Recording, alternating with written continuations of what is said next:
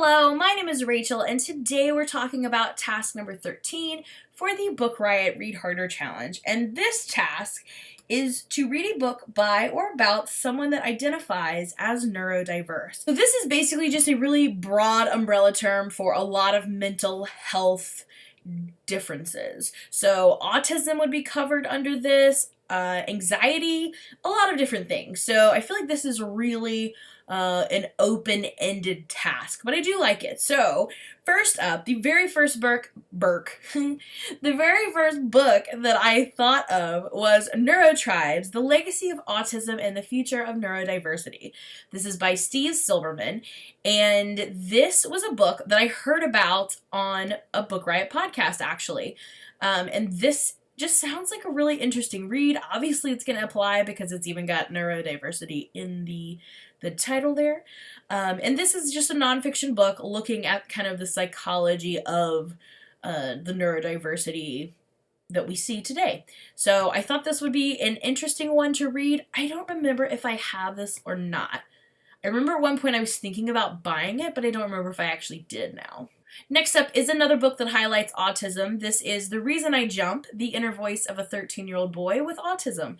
This is a translated work by Naoki Higashida, and I've heard about this book multiple times. This is a nonfiction memoir, and it just sounds really interesting to me. I know some of my 8th grade students formerly read this and enjoyed it, so this is another one that just popped into my head when I thought of this challenge. And being a memoir, I just feel like that would add like doubly to this challenge. I mean, it's very own voices if we're talking about neurodiversity. Next up is one that I actually know that we have in our high school. I absolutely love this cover. It's just very striking. It draws you in and you want to know more about it immediately. And this is called Look Me in the Eye: My Life with Asperger's. And this is by John Elder Robinson. Again, this is a memoir, so own voices account of dealing with a neurodiverse issue. So this is very much on my radar as well.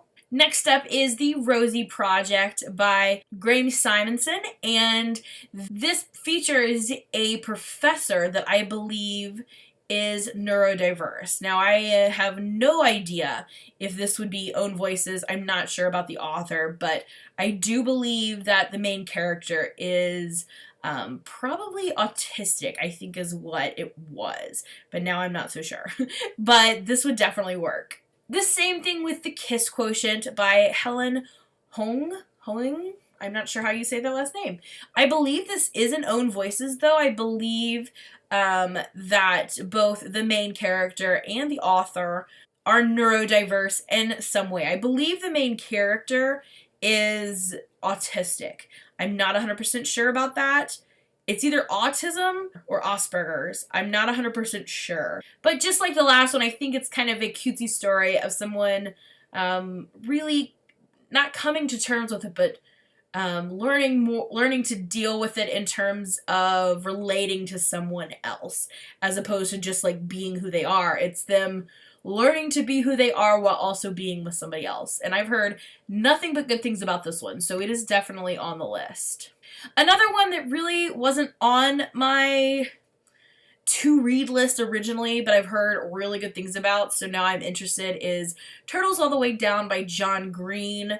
I really don't know much about the plot of this other than it does involve mental health issues. And again, I've heard, especially from my high school students, that they love this book, so this could be a possibility.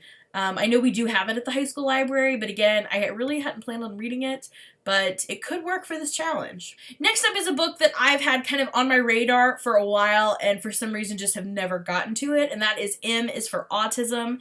This is by the students of Limpsfield Grange School, featuring Vicky Martin, and I just think this sounds fantastic. I really like the idea of students assisting in writing a book about students with neurodiversity. So I'm super excited for this.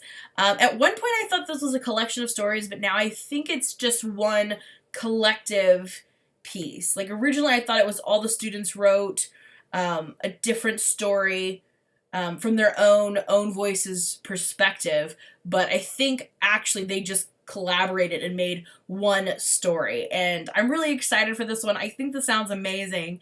I need to get this for the high school. I think this needs to happen, so yeah, it's definitely on the list. And last but not least is The Eagle Tree.